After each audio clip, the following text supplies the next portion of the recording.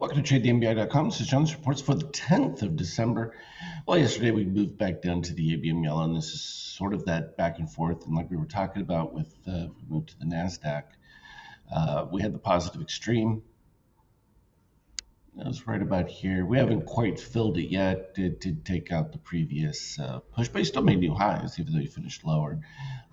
It's just part of that move back and forth within both options plays, as well as just some softness that's out there. There's really a lack of direction at this particular stage. Everybody's had their euphoria, a little bit too much eggnog, time for a little bit of chill, but still overall hasn't changed. Relative bullishness here, but we've had a pretty decent decline of DOC steel, which is just short-term buyers resetting and almost getting to a cyan, moving back above DOC red, which would be a DOC spread there, which would be more negative, particularly if we get down to 76% or even lower.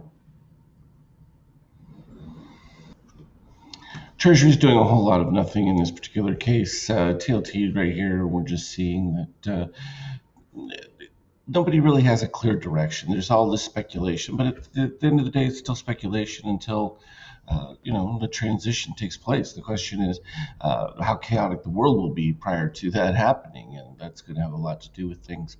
Oil rebounding off of its dip, it's still on the downward spiral. There's no getting around the drill, baby, drill. Yes, it will take time, but at the end of the day, it just means that you're going to see a significant reduction in inflation. Of course, we have the latest CPI numbers coming out soon.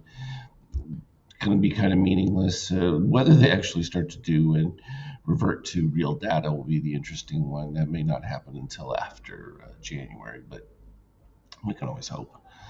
From a euro standpoint, yeah, they had their super excitement. ECB is supposed to cut rates, and even if they do, it's not going to make any difference for them. They're in a death spiral. They just maybe don't know it. And we expected gold to start making its move there, and it did just briefly.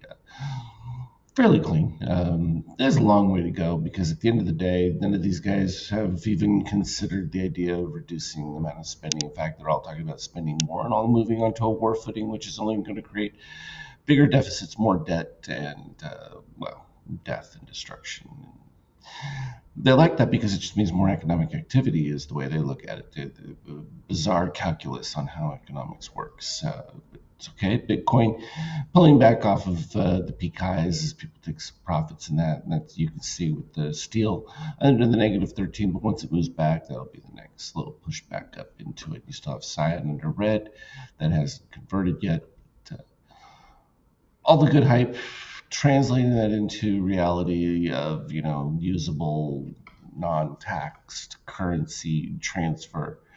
You're a long way from that ultimate dream, and I don't think it would happen until the U.S., particularly if Trump and them are that into it, they would want to acquire their million Bitcoin that they, think they need, and then they would, say, oh yeah, and by the way, we're going to remove capital gains tax. So that's how that kind of works. ETH suffering disproportionately more, and this is all healthy because it fills in a lot of these positive extremes, which is something that needs to take place anyway, so it's just might as well get them out of the way while you can. That's what we look for, at least particularly like when we're looking at the ES and that from a mean reversion standpoint.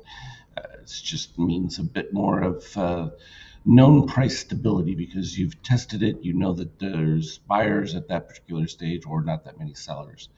What we saw from pre-morning, as soon as we ended up getting into the open session, it was just boom, kill all that call buying that took place previous day, wipe it out, and then you just start over again. You lift it up again, pull it back down. And some of this is just an ingrained situation from what we have as far as, waiting to see, where actual potential growth in that is going to come from and which sectors are going to benefit from it. And a lot of that is policy. So it does matter who sits at 1600 Pennsylvania.